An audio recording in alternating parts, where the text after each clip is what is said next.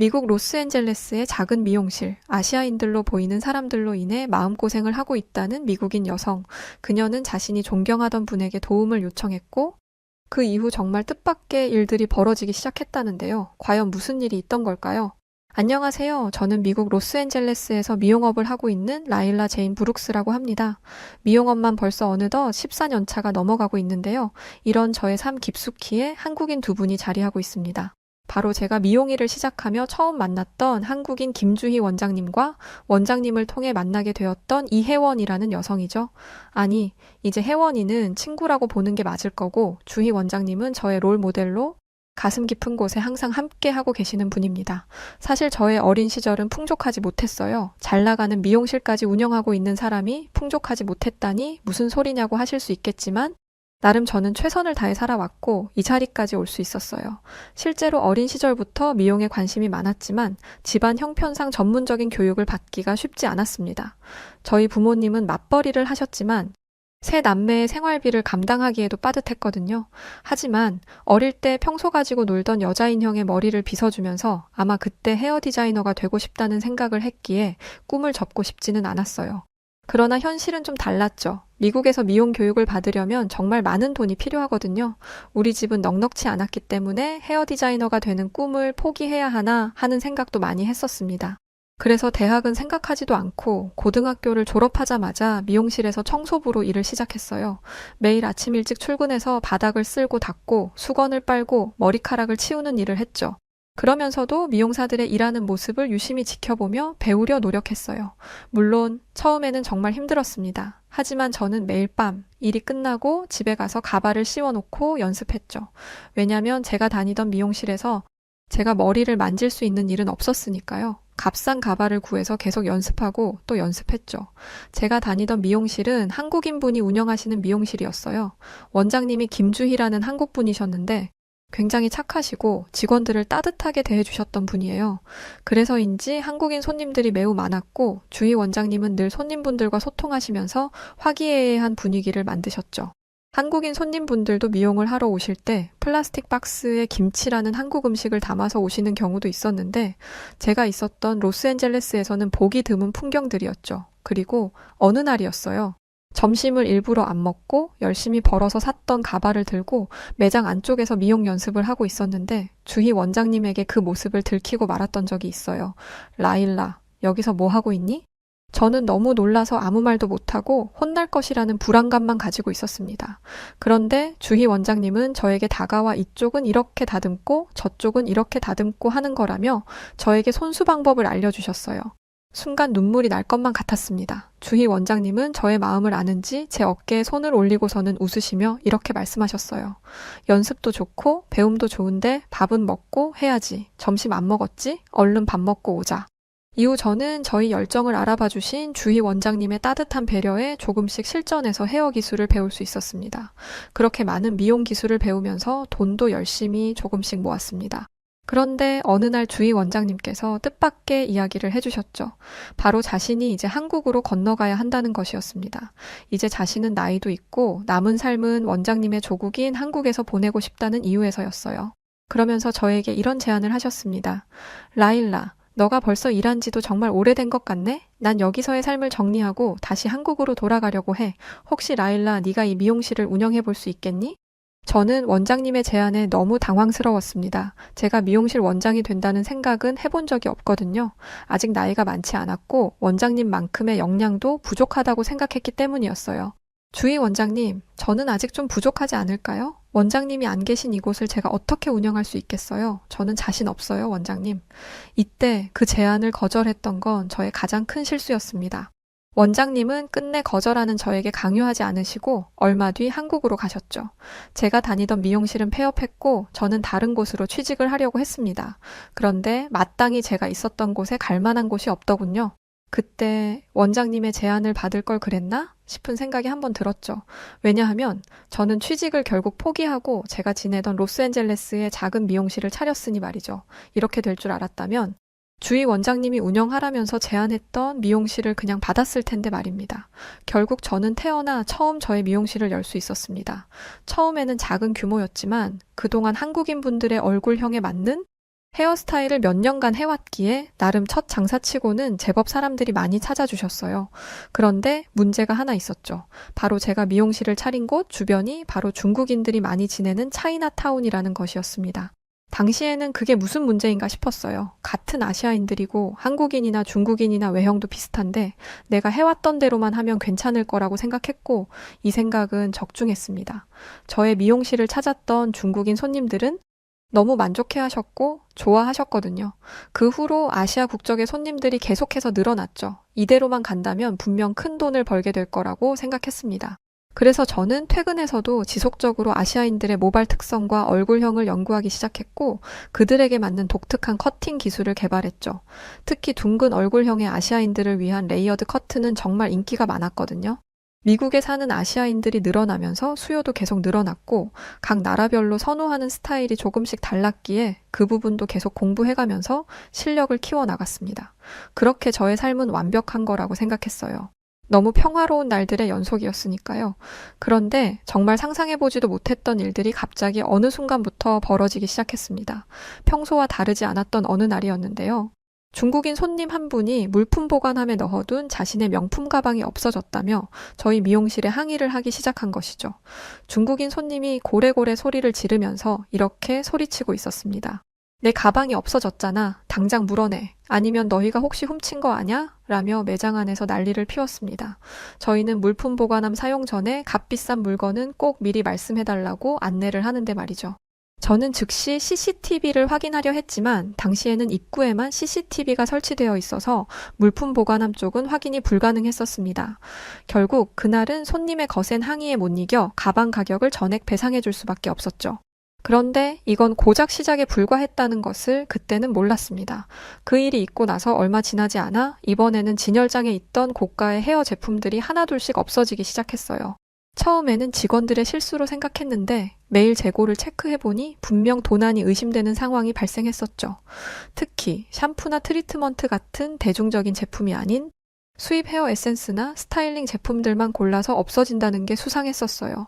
매장 곳곳을 꼼꼼히 살펴보니 빈 용기들이 쓰레기통에서 발견되기도 했습니다. 뿐만 아니라 어떤 날은 제가 잠깐 자리를 비운 사이에 진열장 안쪽에 있던 $1,000짜리 프리미엄 헤어 쉐럼이 사라졌어요. 그날 저희 매장을 찾았던 손님들은 중국인 단체들이 왔었는데 CCTV가 없다 보니 누가 가져갔는지 특정할 수가 없었죠.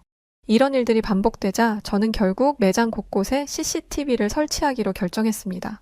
입구뿐만 아니라 물품 보관함, 진열장, 시술 공간 등 사각지대가 없도록 꼼꼼하게 설치했죠. CCTV를 설치하고 나서 영상을 확인해보니 충격적인 장면들이 많았어요. 중국인 손님들이 시술을 받으러 온 척하면서 진열된 제품들을 가방에 챙기는 모습이 고스란히 찍혀 있었거든요. 특히 놀라웠던 건 이들의 수법이 매우 조직적이었다는 점입니다. 보통 2-3명이 함께 입장해서 한 명이 직원의 시선을 분산시키는 동안 다른 사람이 제품을 훔쳐가는 시기였죠. 영상을 보면서 정말 할 말을 잃었어요. 시술을 받으면서도 틈만 나면 주변의 제품들을 살피고 아무도 보지 않을 때 재빨리 가방에 넣는 모습들이 찍혀 있었고 심지어 일부러 시술 중간에 화장실을 가는 척하면서 물품 보관함을 뒤지는 장면도 있었습니다. CCTV 설치 후에도 도난 시도는 계속됐지만 이제는 확실한 증거를 남길 수 있게 되었기에 저는 경찰에 신고했고 이런 일이 빈번했기에 경찰 신고가 번거로웠지만 적어도 피해 금액을 돌려받을 수는 있게 되었죠. 그러나 돈을 떠나서 이런 상황이 계속되니 직원들의 스트레스도 심해졌어요. 손님이 오면 도둑질할까봐 계속 긴장해야 했고 물건이 없어지면 책임 소재를 가리느라 서로 불편해하기도 했습니다. 그런데 이게 끝이 아니었어요. 이런 도난 사건들이 계속되던 중에 더 큰 문제가 발생했습니다. 어느 날 중국인 여성 2명이 미용실에 들어와서 다짜고짜 환불을 요구하기 시작했거든요. 그날도 평소처럼 손님들을 응대하고 있었는데 갑자기 2명의 중국인 여성이 들어오더니 며칠 전에 받은 염색이 완전히 망했다며 당신들 내 머리 어떡할 거야? 이게 머리라고 한 거야? 책임져 빨리. 당연히 손님이 원하는 방식으로 저희는 미용을 했던 것이고 분명 마음에 든다며 매장을 떠났었는데 뜬금없이 다시 찾아와 소리를 지르며 자신의 머리를 책임지라고 하니 답답했죠. 그런데 저는 놀랄 만한 이유를 알게 되었어요. 이렇게 깽판을 치던 중국 손님들은 정확히 3일 전에 미용을 받고 가셨던 손님들이었어요. 우리 미용실은 미용 후 24시간 이내에 문제가 발생했을 경우에 환불이 가능한 규정이 있었습니다. 시술 당일에는 정말 만족스러워 하면서 가셔놓고 정확히 3일이 지나고는 다시 왔던 거예요. 그리고 우리 미용실에서 미용했을 당시의 머리와는 완전히 달랐어요. 원래 우아한 밝은 갈색이었던 머리가 거뭇거뭇하게 변해 있었고 모발 상태도 엉망이었습니다. 알고 보니 이 중국 손님들은 의도적으로 머리를 망가뜨린 흔적이 역력했습니다. 전문가가 봐도 이건 자연스러운 변색이 아닌 다른 약품을 사용해서 일부러 색을 바꾼 것처럼 보였죠. 모발 끝이 마치 탄 것처럼 새카맣게 변해 있었고 일부는 푸르스름한 끼가 돌았어요. 이건 분명 다른 약품을 사용했거나 일부러 머리를 망가뜨린 것이 분명했습니다. 하지만 중국인 손님은 계속해서 소리를 지르며 환불을 요구했고 주변 손님들도 불편한 기색을 보이기 시작했습니다. 결국 저는 이들을 상담실로 안내했죠. 상담실에서 차분히 설명을 드리려고 했습니다. 미용 당시에 찍혀있던 사진도 보여드리고 이런 변색이 자연스럽게 일어날 수 없다는 것도 설명했죠. 하지만 그분들은 전혀 들으려 하지 않았습니다. 오히려 두 사람은 더 큰 소리로 소란을 피우기 시작했고 경찰을 부르겠다며 협박까지 했습니다. 심지어 인스타에 올리겠다며 휴대폰으로 동영상 촬영까지 시작했죠. 저희 미용실의 평판이 걱정되기도 했지만 이런 부당한 요구를 들어주면 안 된다고 생각했어요. 그래서 끝까지 환불은 불가능하다고 말씀드렸죠. 결국 두 사람은 경찰을 불렀고 경찰이 와서 상황을 파악한 후에야 겨우 돌아갔습니다. 하지만 이게 끝이 아니었죠. 다음 날 아침 그 손님들이 다시 찾아왔어요. 이번에는 변호사까지 동행했다면서 한 남자를 데리고 왔더라고요. 손해배상을 청구하겠다며 으름장을 놓았죠. 이 일이 있고 난 후 저는 주변 상인들과 이야기를 나누게 되었습니다. 놀랍게도 비슷한 수법으로 환불을 요구하는 중국인들 때문에 곤란을 겪었던 가게들이 많았다고 해요. 주변 미용실 원장님들도 다들 비슷한 경험이 있다고 하시더라고요. 그래서 결국 중국인 손님은 받지 않기로 했다며 중국인 출입금지 표시를 붙이는 게 좋겠다고 조언해 주셨습니다. 그래서 저희 매장에도 중국인 출입금지 표시를 붙였죠. 그런데 얼마 되지 않았는데 전혀 생각하지도 못했던 아주 황당한 일들이 벌어지기 시작했어요. 어느 날 아시아인 한 명이 미용실에 들어왔고 저는 평소처럼 중국인 출입금지 표시를 가리키며 혹시 중국인이시면 입장이 불가하다고 말했죠. 그런데 그 손님이 갑자기 한국어로 말을 하기 시작했어요. 자신은 한국인인데 왜 중국인으로 취급하느냐며 매우 화를 내셨습니다. 머리는 좀 지저분해 보였고 옷차림도 평소 한국인 손님들과는 달랐지만 분명 한국어를 하고 계셨거든요. 당황한 저는 계속해서 사과를 했지만 그 손님은 휴대폰으로 미용실 내부를 촬영하면서 소리를 지르기만 했습니다. 결국 그대로 나가버렸죠. 불쾌하다고 말이에요. 다음 날 아침부터 휴대폰이 멈추지 않고 울렸어요. 밤사이 SNS에 저희 미용실이 한국인을 차별한다는 글이 올라왔더라고요. 영상까지 같이 올라가면서 순식간에 퍼져나갔습니다. 게시글에는 로스앤젤레스의 한국인 인종차별 미용실, 한국인을 중국인 취급하는 미국인 원장, 이와 같은 자극적인 제목이 달렸고 수많은 비난 댓글이 달리기 시작했습니다. 처음에는 해명 댓글을 달아보려고 했는데 오히려 상황이 더 악화됐어요.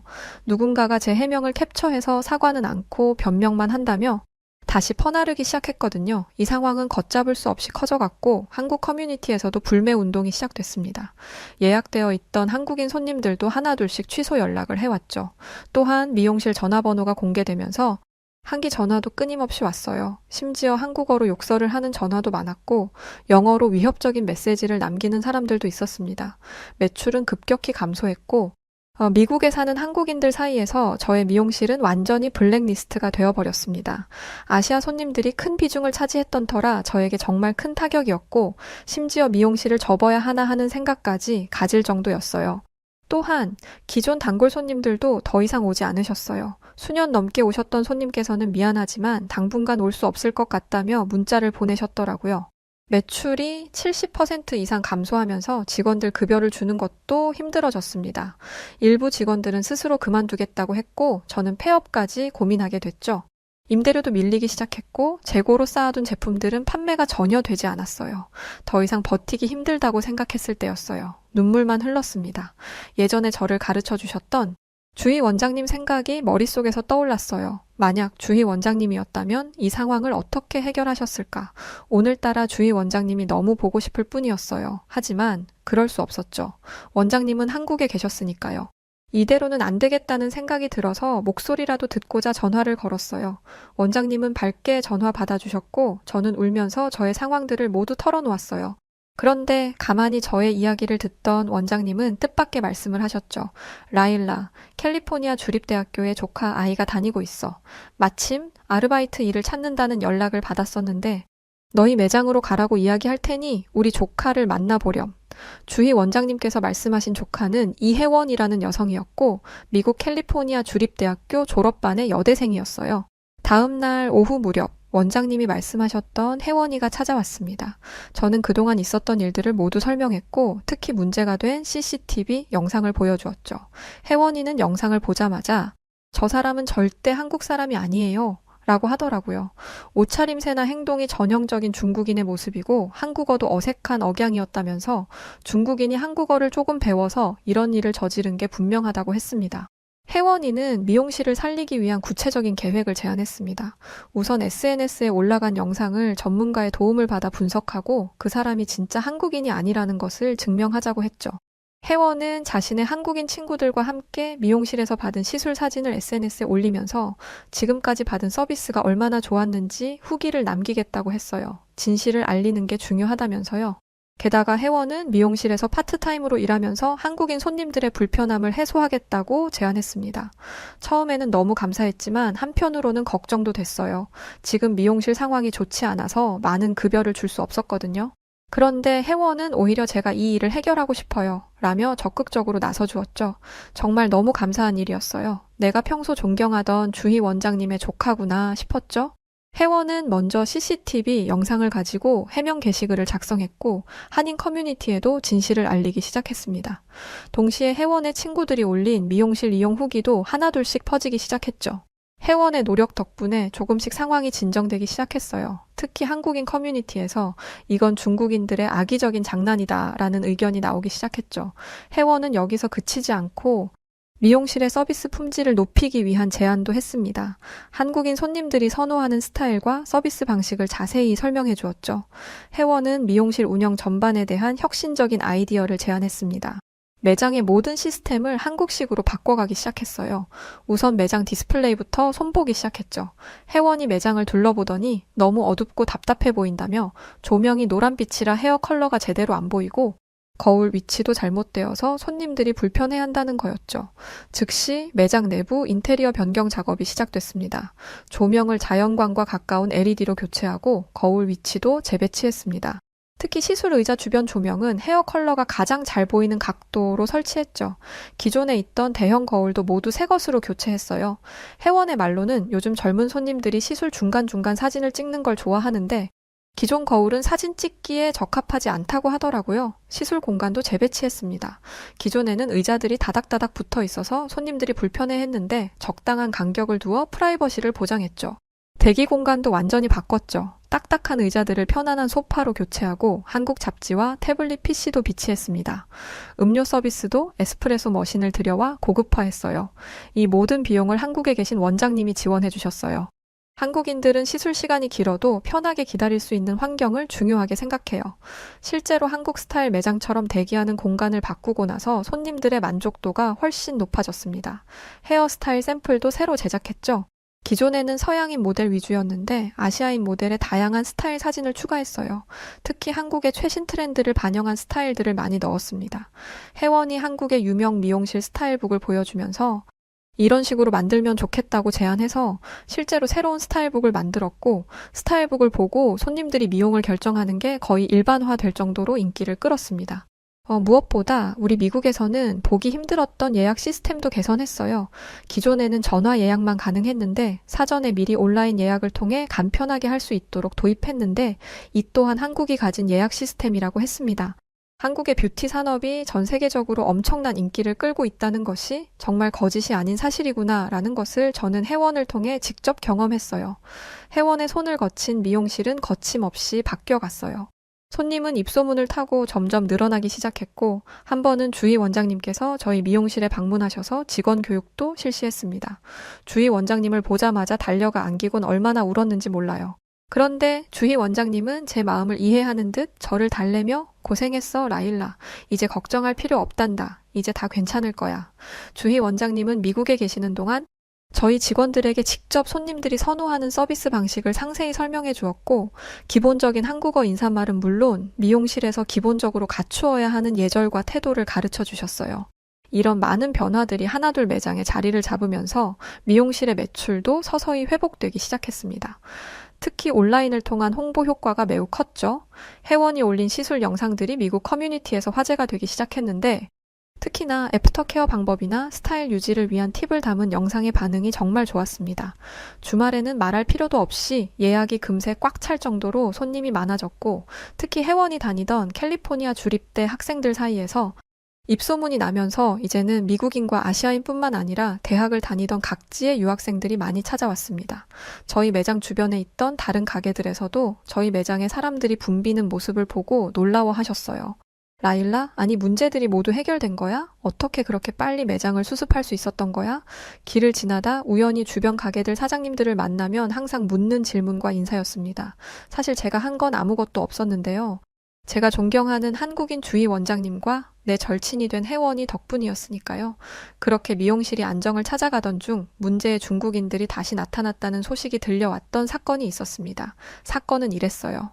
저희 가게와 가까운 곳에서 의류 매장을 운영하시던 사장님이 계세요. 그런데 자신의 친동생도 시애틀에서 의류 매장을 하고 있었는데 그곳에 중국인들이 들어와 저희 매장에서 벌어졌던 방식과 유사한 방법으로 의류들이 도난당하고 있다는 소식이었어요. 시애틀에는 차이나타운을 비롯해서 리틀 사이공, 재팬타운 등 아시아인들이 많이 있는 곳이기도 했으니 분명 벌어질 수 있는 일이라고 생각되더라고요. 옆 건물 의류 매장 사장님이 급하게 달려와 저에게 도움을 청하셨죠. 라일라, 내 동생 매장에 중국인들 같은데 똑같은 방법으로 의류를 계속 도난당하고 중국인들이 난리를 피우나 봐. 어떻게 하면 좋겠는지 방법 좀 알려줘, 제발. 마침 저희 매장은 안정화가 되었고 휴식도 필요했기에 혜원이와 이틀 정도 휴가를 다녀올 계획을 하던 차였습니다. 저는 혜원이와 이야기를 나누곤 옆 건물 의류 매장 사장님을 돕기로 결정했죠. 그리고는 저는 혜원이와 의류 매장 사장님 친동생이 운영한다는 시애틀 매장으로 향해 갔습니다.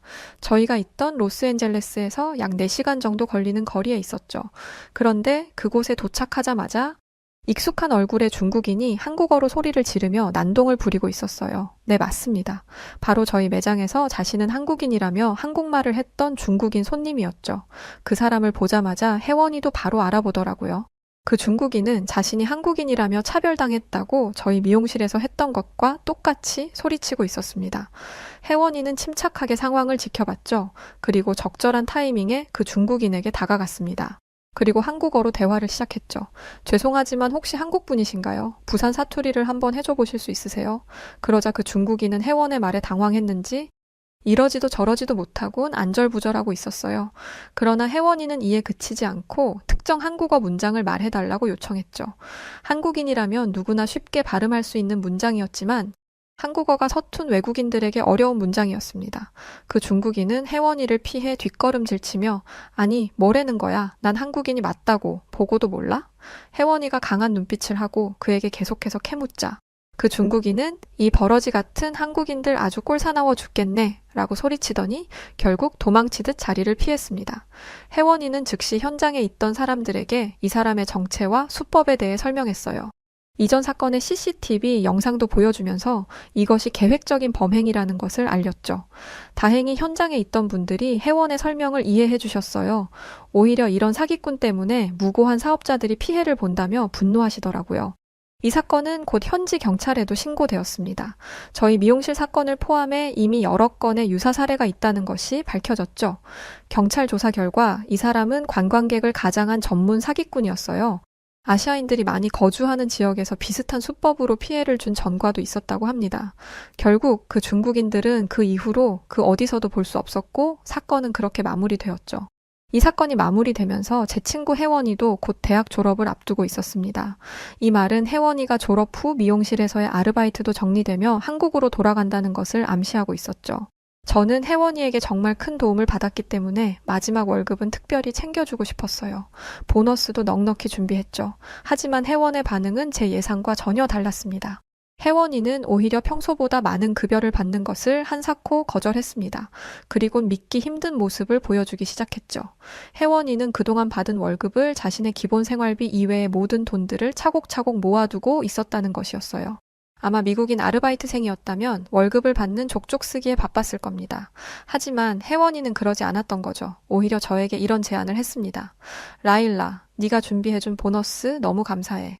그런데 나는 마음으로도 충분하고 차라리 이 돈으로 의미 있는 일을 하고 싶어. 내가 모아둔 돈도 같이 말이야. 혜원이 제안한 것은 로스앤젤레스에 있는 한인병원에 기부를 하는 거였어요.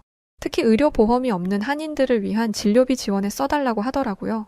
이런 생각을 하는 혜원이가 정말 대단하게 보이던 것도 잠시. 알고 보니 혜원은 주말마다 그 병원에서 통역 봉사를 하고 있었습니다.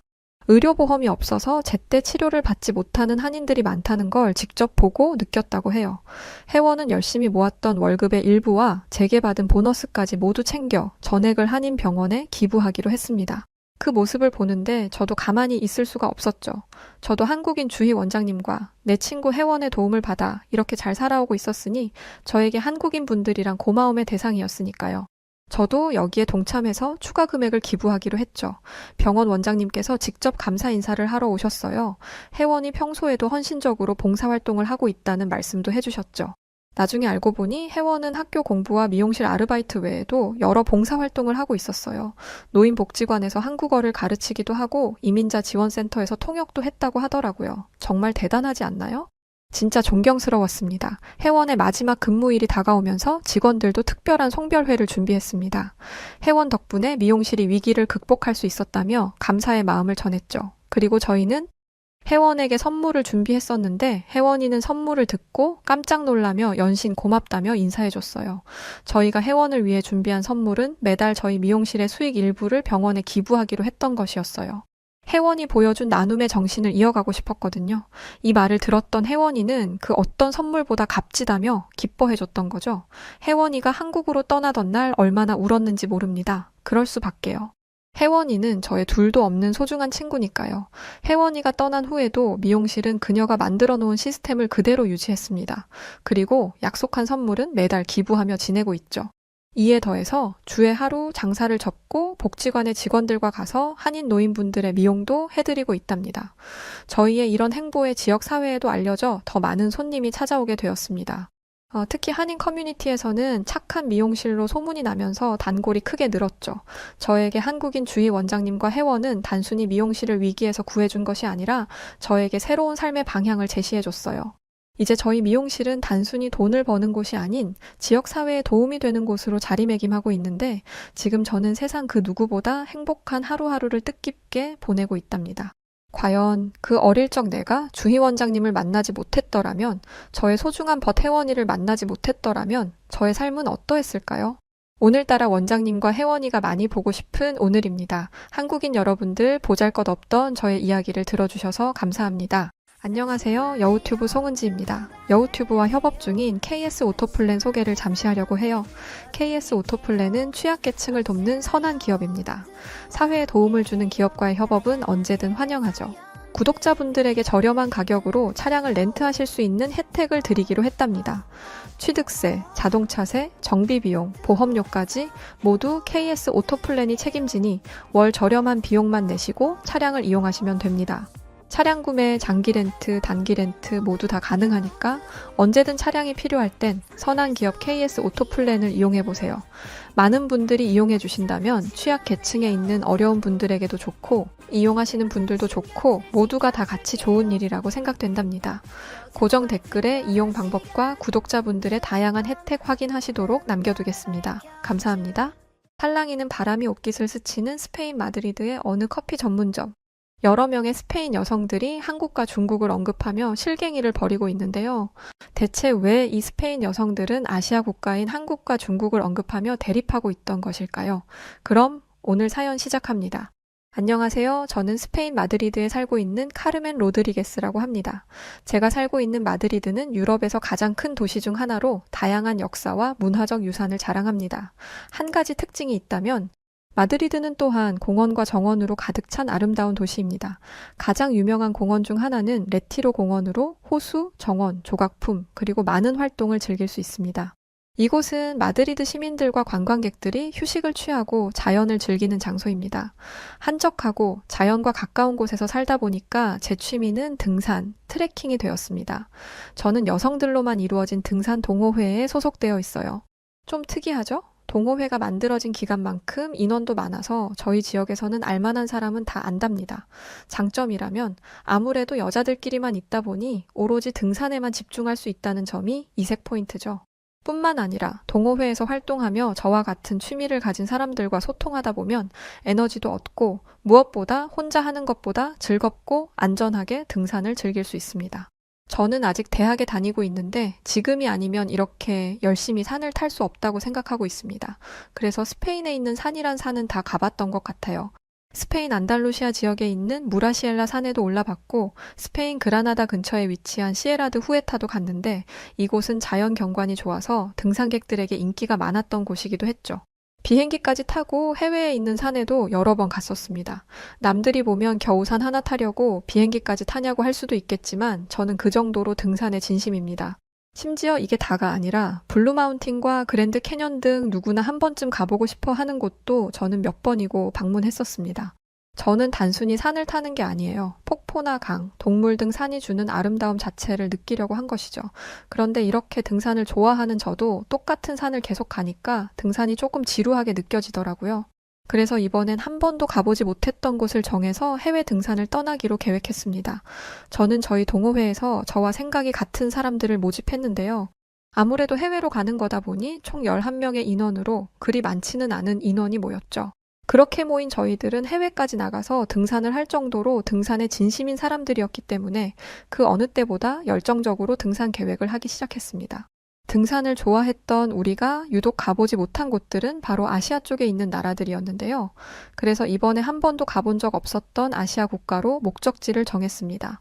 대륙을 결정하는 것에는 이견이 없었죠. 그런데 아시아 중에서도 어디를 갈 것이냐에 대해서는 이야기가 나왔을 때 의견이 갈렸습니다. 저희에게는 두 가지 선택지가 있었어요. 한국 혹은 중국, 이 두 가지의 갈림길에서 저는 한국을 선택했습니다. 그런데 9명이나 되는 인원들이 중국을 선택했죠. 선택한 이유에도 각자의 나름의 이유가 있기는 했습니다. 중국에 가고 싶다고 했던 사람들의 이유는 이러했어요. 우리는 좀 더 많은 선택지가 필요한 거야. 중국은 땅도 넓고 그만큼 다양한 지형이 있지 않겠어? 하지만 한국에 가겠다던 저와 린나의 생각은 이랬습니다.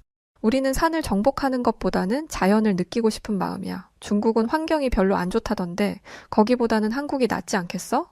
중국에 간다는 회원들은 중국의 환경이 안 좋은 만큼 한국의 환경도 좋지 않을 거라고 했습니다. 옆에 붙어 있는 나라이기도 하고 실제로 황사나 미세먼지 같은 문제로 고생을 한다고 하더라고요.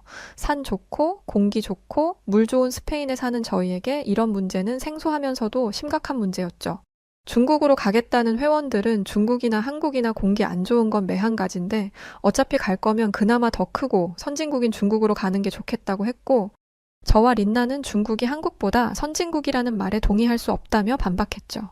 우리 스페인 전역에 깊숙하게 들어와 있는 한국의 문화들만 봐도 알 수 있는데 왜 중국이 한국보다 좋을 거라고 생각하는지 이해 못하겠다고 말했습니다. 그러자 한 동료는 대체 무슨 말을 하는 거냐면서 중국은 미국 다음에 있는 두 번째 국가이고 한국은 10등 안에나 겨우 들까 말까 한 조그만 나라인데 중국과 한국을 비교하는 것 자체가 잘못된 생각 같다며 정색했죠. 그러면서 한국으로 가겠다면 가라면서 아마 한국에 갔다가 대번에 땅을 치고 후회할 거라면서 한국을 선택한 저와 린나를 무시하는 듯한 표정으로 몰아세웠습니다. 결국 저희는 그렇게 팀이 두 개로 쪼개지고 말았죠.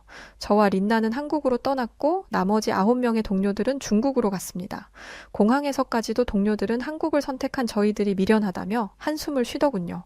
그러면서 인터넷 좀 보라면서 중국은 경제력, 군사력, 기술력, 자연 친화력, 모든 게 한국보다 위에 있다면서 왜 아직 선진국 반열에도 오르지 못한 한국을 가겠다고 우기냐며 끝까지 염장을 지르더군요.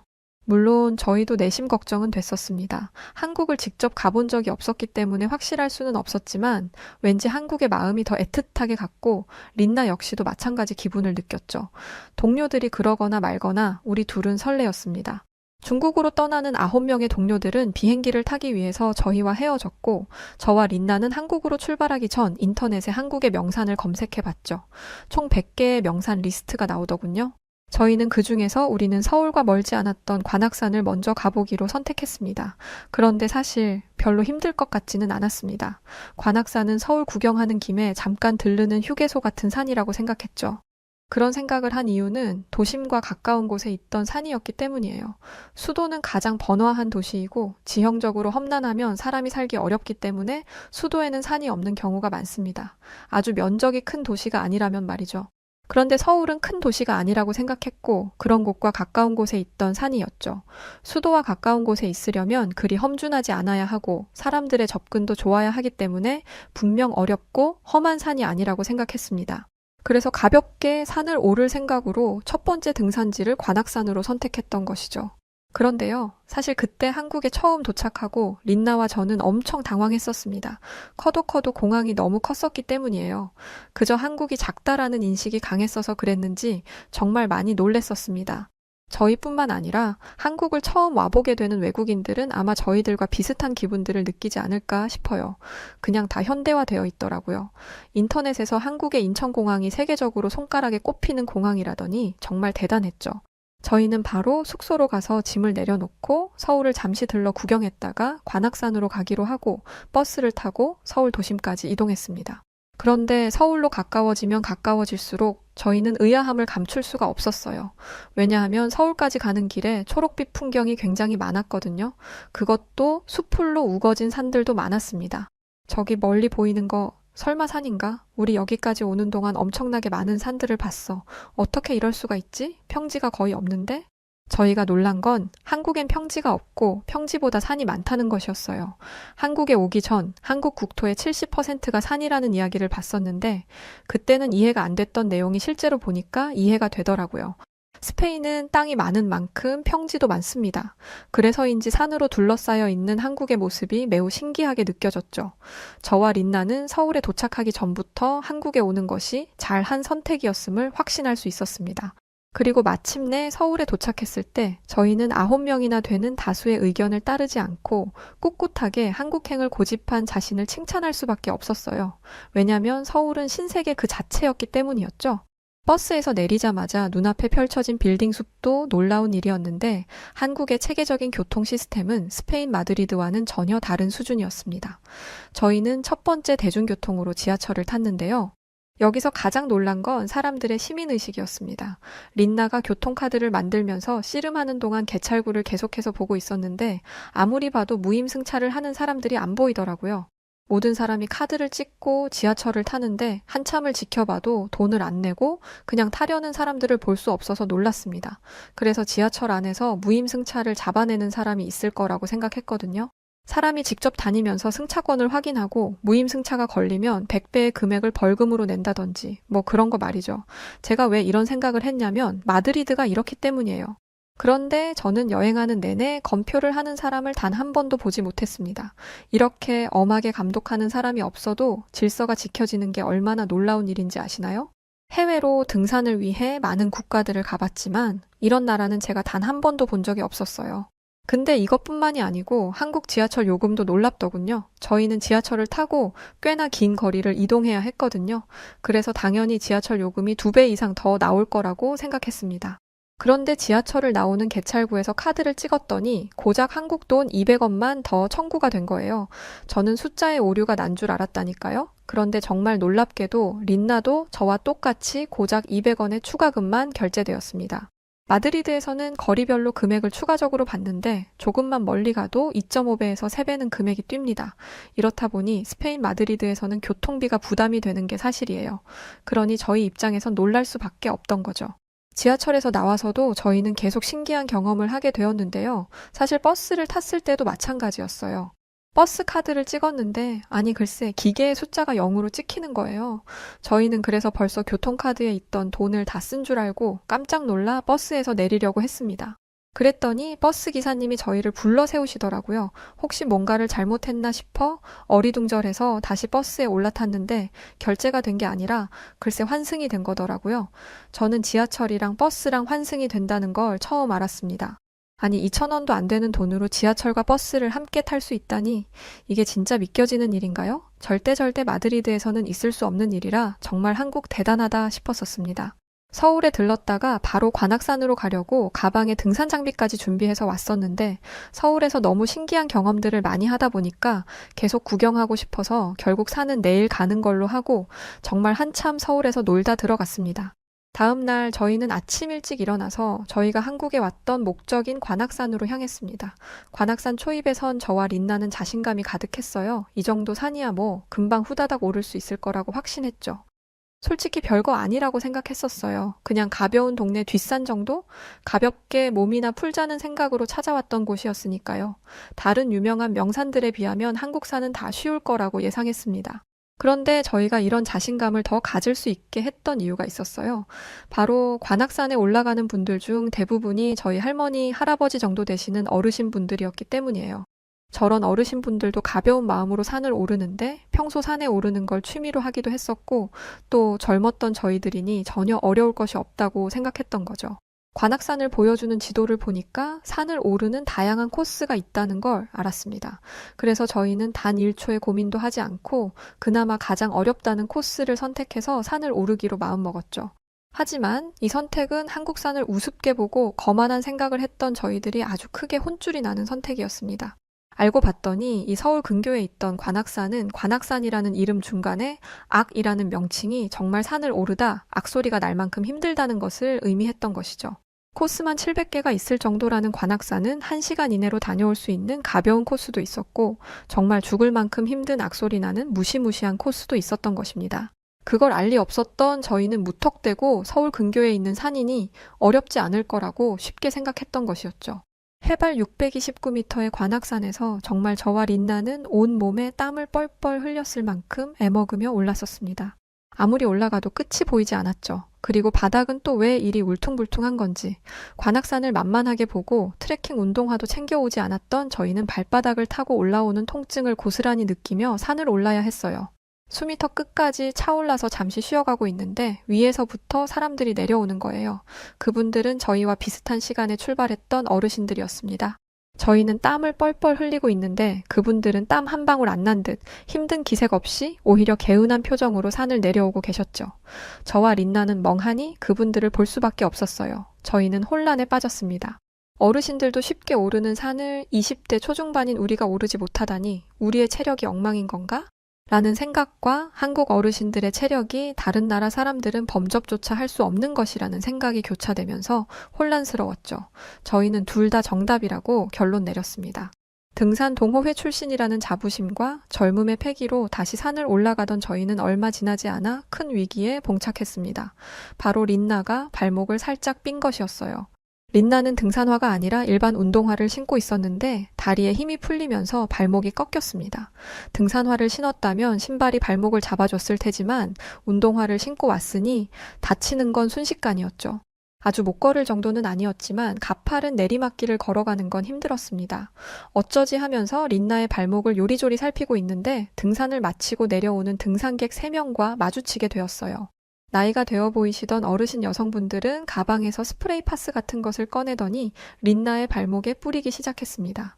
그리고 나니 갑자기 어떤 분은 가방에서 압박 붕대를 꺼내시더라고요. 그리고는 아주 능숙한 손길로 린나의 발목을 칭칭 감기 시작했습니다.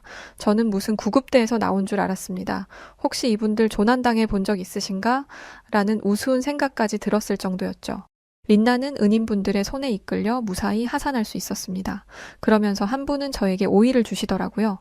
갑자기 웬 오이인가 했는데 저는 등산할 때 오이를 먹는 게 수분 보충에 큰 도움이 된다는 걸 처음 알았습니다.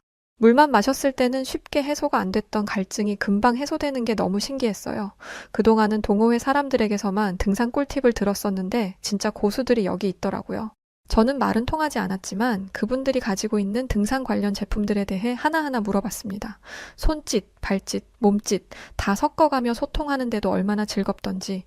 언어도 다르고 문화도 다르지만 공통된 관심사 하나만으로도 이렇게 가까워질 수 있다는 게 기뻤어요. 너무 행복한 순간이었습니다. 한국에서 이런 경험들을 할 거라고는 정말 상상하지도 못했었거든요. 그리고 그 어르신분들의 손에 이끌려 산 초입에 있는 식당으로 들어갔는데요. 한국은 산에서 내려오면 이 음식을 먹어야 한다며 어르신분들이 데려간 것이었죠. 한국 등산의 고수분들이 데려간 식당이기 때문에 기대하며 음식을 기다리고 있었습니다. 그런데 저희 앞에 나온 음식을 보고 저와 린나는 크게 당황할 수밖에 없었어요. 왜냐면 웬 다 찌그러진 냄비에 허연 고기가 둥둥 떠 있는데 이게 무슨 음식인가 싶더라고요. 돈 받고 파는 음식이 맞는지 의심스러울 정도로 충격적인 비주얼이었죠. 냄비라도 좋은 걸 쓰면 좋으련만 다 찌그러져서는 말이죠. 어디서 버려진 걸 주워와도 그것보다는 깨끗했을 것 같았습니다. 또 가까이서 보니 하얀 고기는 닭이었어요. 저는 닭을 물에 다 넣은 걸 처음 봤습니다. 모습이 상당히 충격적이었죠. 어떤 맛이 날지 감도 안 잡혔어요. 저희의 표정이 썩 안 좋았던 게 티가 났는지 함께 왔던 한 한국인 아주머니가 한국에서는 보양식으로 불리는 음식이라며 낯설겠지만 자신들을 믿어보라고 하시더라고요. 이 얘기를 들으니까 조금 마음이 편해졌죠. 하지만 이게 맛있어 보이는 건 별개의 얘기였습니다.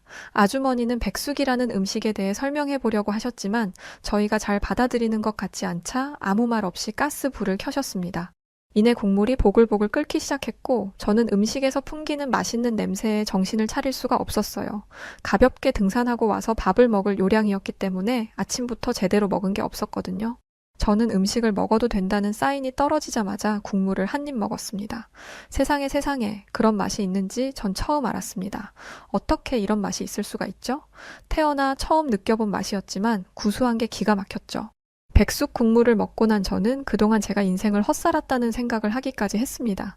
뜨끈한 국물 한 숟가락 먹는데 온몸에 피가 도는 게 느껴지면서 피로가 풀리는 듯 했습니다. 한국에서 정말 큰 도움을 주셨던 어르신분들은 다리를 쭉 하고 찢어서 저와 린나에게 하나씩 주시고는 국물하고 함께 먹어보라며 주셨는데요. 어르신분들이 주신 닭다리를 먹었는데 제 생각과는 전혀 다른 맛이었어요. 쫄깃하면서 촉촉하고 담백한 맛이 났습니다. 등산을 하고 나면 항상 먹는 게 고민이었는데 이렇게 따뜻하고 담백한 음식이라면 얼마든지 먹어도 되겠더라고요. 그저 산만 오르면 그만이라던 저희들의 등산 개념을 벗어나 한국은 등산을 오르기 전부터 오르는 과정, 등산을 마치고 내려와서 먹는 것까지 이런 문화적 시스템이 완벽하게 갖추어져 있던 나라였습니다. 그것뿐만인가요? 낯선 타국에서 온 저희들을 조건 없이 친절하게 대해주시고 도움까지 주시는 모습에 정말 진정한 어른들은 한국에 있구나 싶었죠. 저와 린나는 저희에게 도움의 손길을 건네주고 맛있는 음식까지 대접해준 아주머니들에게 감사 인사를 전했습니다. 아주머니들은 혹시 도움이 필요하면 연락하라면서 핸드폰 번호까지 주셨어요. 저와는 전혀 다른 인종의 사람인데 잃어버린 제 이모를 찾은 것 같은 애틋한 마음까지 들었습니다. 너무 행복한 순간이었습니다. 산 하나로도 마음을 얼마든지 주고받을 수 있는 나라는 한국이 유일하다는 생각이 들었죠.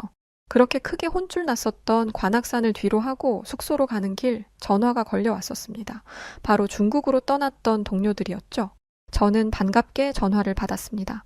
그런데 전화를 건 동호회 회원의 목소리는 영 좋지 않았어요. 전화 통화에서 동호회 회원은 한국은 어떻냐고 저희들의 근황을 묻더라고요. 저희는 오늘 저희에게 있었던 일들과 저희가 한국에서 봤던 것을 세세히 이야기했습니다. 그러자 중국에 간 회원들이 하나같이 입을 모아 지금이라도 한국으로 가면 안 되겠냐고 하더라고요. 무슨 이유 때문인지는 와서 얘기해준다고 한 회원들은 그날 짐을 싸서 한국으로 넘어왔습니다. 오랜만에 만난 회원들은 저와 린나에게 하소연하며 울분을 토했어요. 아니 선진국 반열에도 못 들어간 한국이라는 나라에 간다면서 그렇게들 무시하더니 이게 대체 무슨 꼴인지 약간 통쾌한 감도 들더군요. 중국으로 갔던 회원들은 저희들에게 이런 이야기를 들려주었습니다. 우리가 대체 산에 간 건지 쓰레기를 보러 간 건지 모르겠어. 중국의 유명 산에 갔더니 쓰레기가 천지였다고 합니다. 사람들이 가지고 온 쓰레기들이 그대로 방치되어 있어서 보기도 안 좋았고 음식물 같은 것도 그냥 버려두고 가는 탓에 음식물 썩는 냄새도 났다고 하더라고요.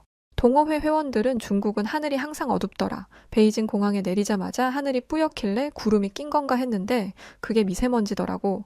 이런 환경인데 산이라고 공기가 좋겠어? 산 위로 올라가면 올라갈수록 숨이 막히는 기분이었어. 동호회 회원들은 그렇게 중국에서 했던 등산이 인생 최악의 등산이었다고 고백했습니다.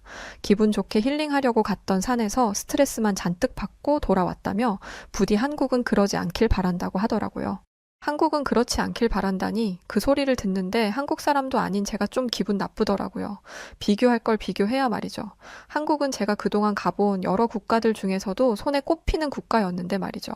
저와 린나는 코웃음을 쳤습니다. 그리고는 어디 한번 당해보라며 아무 대비도 시키지 않고 회원들을 관악산으로 보냈습니다.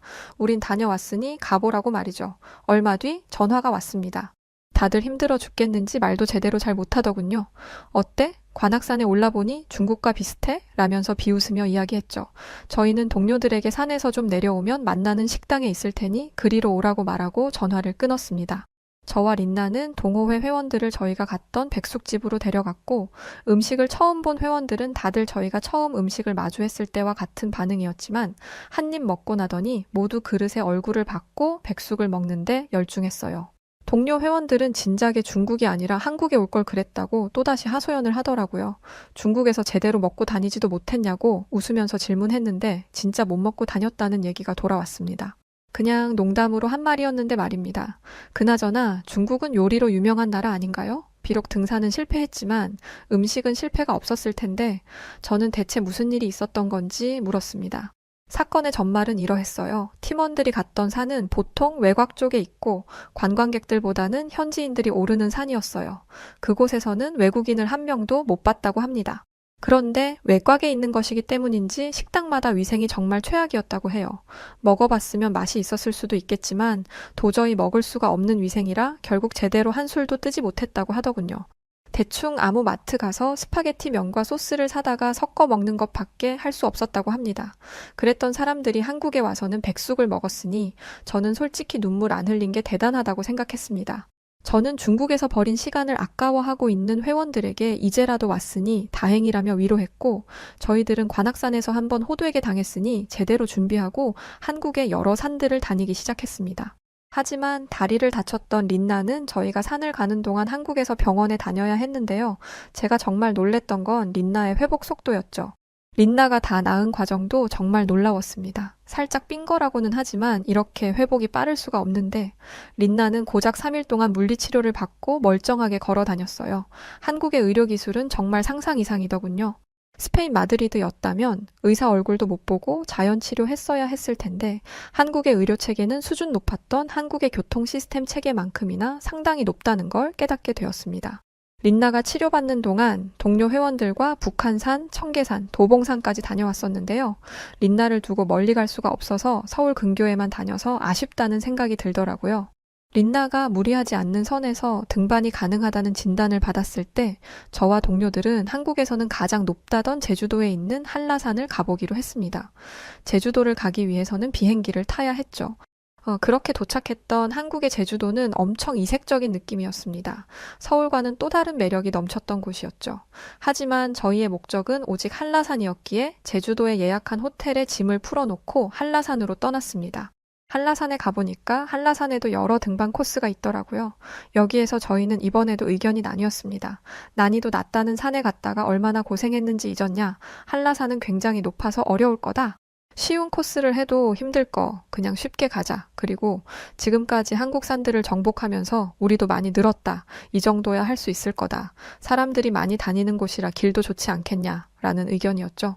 그런데 이번에는 다리가 불편한 린나도 있으니 그냥 쉽지도 어렵지도 않는 적당한 코스로 가자는 의견이 우세했습니다. 그래서 저희 모두는 중간 코스로 한라산을 오르기 시작했죠. 하지만 한라산은 높이가 1980m의 높은 산이라 그런지 시작부터 약간 두근대기 시작하더군요. 관음사 코스라는 곳에 접어드니 길이 좀 좁아져서 저희는 한 줄로 산을 오르기 시작했고 얼마 지나자 계단이 있었습니다. 근데 이 계단이 지옥의 계단인 줄 저희는 정말 까맣게 모르고 있었죠. 정말 힘들었습니다. 계단이 어찌나 높던지 겨우겨우 계단을 벗어나니 관문은 계속 이어지더군요. 진짜 엄청 힘들었어요. 하지만 한라산에서 내려다 보이는 풍경은 그야말로 압도적이었습니다. 바라보는 순간 입에서 와 소리가 절로 나올 만큼 아름다웠죠. 그렇게 해발 1700m 정도 도달했을 때 이제 다 끝나가는구나 싶었습니다. 그런데 여기서 계단 지옥이 또 한 번 시작되었죠. 계단이 정상까지 끝도 없이 있더군요. 오르면서도 이런 높은 산에 어떻게 이렇게 계단을 등산객들을 위해 만들었을까 싶을 정도였습니다. 한라산 백록담에 도달했을 때는 정말 세상을 다 가진 기분을 느꼈었는데요. 이런 맛에 저희가 등산을 좋아하는 거겠지만요. 한국에서의 등산은 정말 특별한 시간들이었습니다. 아시아 국가에 대한 경험이 많지 않았던 스페인 사람들이라 어떤 나라일 건지도 모르고 그저 왠지 끌리는 느낌? 그것 하나로 찾아왔던 한국이었는데 한국을 안 왔었다면 제 평생에 후회할 뻔한 정말 값진 여행이었죠. 현대화된 한국의 도시, 제가 가봤던 국가들 중에 가장 훌륭한 체계를 가지고 있었던 교통 시스템과 지하철, 시민들이 편리하도록 만든 도시, 곳곳의 생활 인프라 시스템, 그리고 충격적이었던 의료 기술까지 믿기 힘들 정도죠. 사실 이렇게 많은 시스템들 중에서 하나만 보유하고 있어도 대단한 국가라며 엄지를 들어 올리는데 한국은 이걸 다 갖추고 있었어요. 근데 그뿐인가요? 사람들은 또 어떻고요? 타인의 배려와 따뜻한 친절까지 이보다 완벽한 나라가 있을까요? 저는 없다고 봅니다. 그래서 무조건 저는 다시 한국으로의 여행을 계획하고 지속적으로 찾아올 생각입니다. 한국에서 명산이라고 불리는 100개의 산 중에 고작 4군데밖에 못 갔으니까요. 한국에 와야 하는 이유가 충분하죠? 제 친구 린나 다리를 살펴주고 맛있는 백숙을 대접해줬던 어르신분들 몸 건강하시고요. 뿐만 아니라 한국의 모든 분들 늘 행복하고 값진 날들만 있길 바랍니다. 또 오겠습니다. 고마웠습니다. 안녕히 계세요.